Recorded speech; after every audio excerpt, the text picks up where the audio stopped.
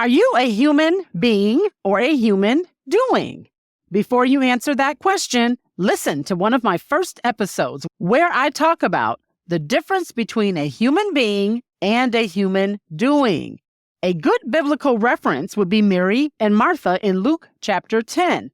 I think you will very quickly figure out which one is Mary and which one is Martha. But what I really want you to figure out is which one are you? You know, I look back at earlier episodes like this one, and I thank God for how far I've come with sound and delivery of episodes. So do me a favor, ignore the sound difference and pay attention to the content. Okay, here we go.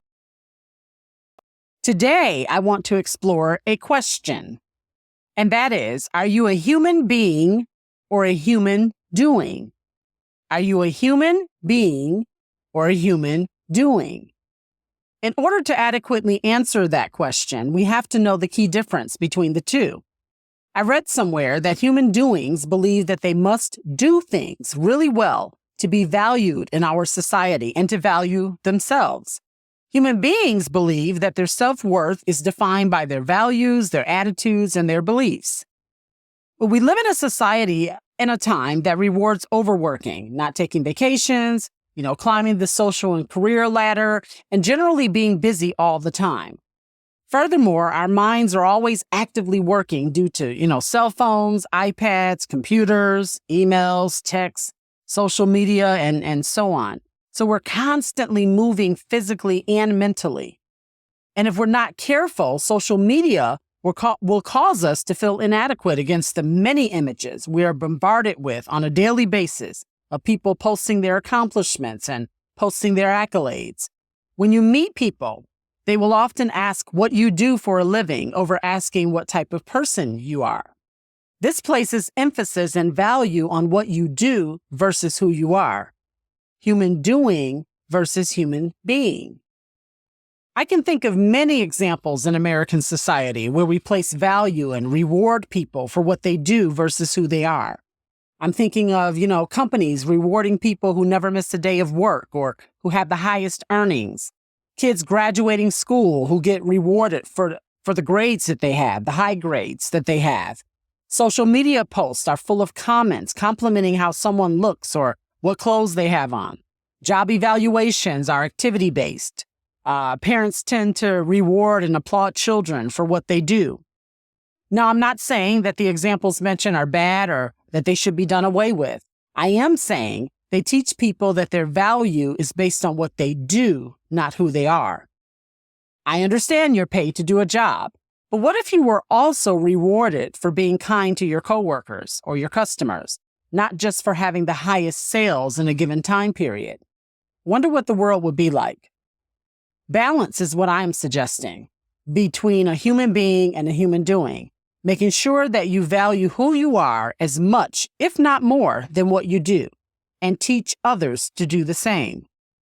I think we need to give ourselves permission to breathe, to pause, to rest, and not see it as laziness or being unproductive.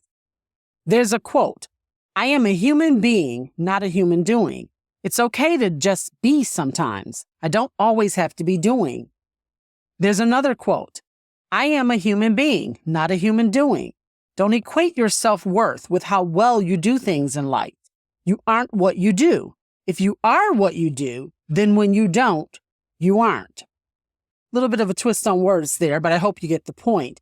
If your value is based mostly or solely on what you do, what happens when you aren't working at that job anymore? When if you get demoted, if you end up an empty nester, if you have a health issue and you're unable to be as active as you were before. Likely, your self-esteem will suffer, and if you've trained the people around you to value only what you do, you could lose friends and relationships when you stop or are unable to be in a state of doing. Try to build relationships based on who you are and the people that you interact with are.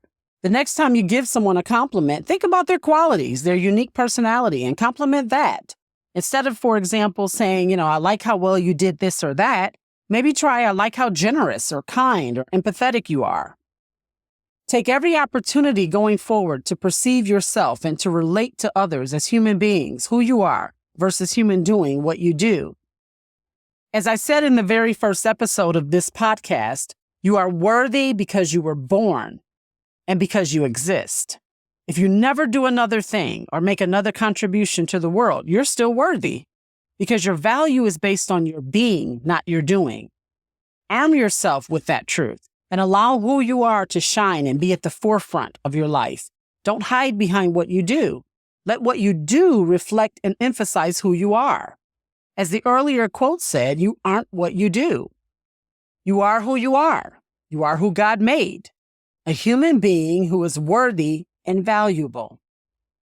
I believe in our current state, we are humans becoming, not necessarily, human beings, because we have yet to learn how to exist as humans. Our ability to see, express, and experience our humanity is often overshadowed by the things we do. Finally, I say, live your best life, but do it as a human being, not a human doing. Bye for now. Thank you for taking the time to listen to Try Again with Monique. If you enjoyed today's episode, please take a moment to leave a review wherever you are listening. Please also remember to hit the subscribe button so you can be notified when new episodes are available. New episodes will be posted weekly. Please also like and follow us on Facebook. Try Again with Monique is a production of GM Associates released under Creative Commons Attribution, Non-Commercial, No Derivatives 4.0 International License.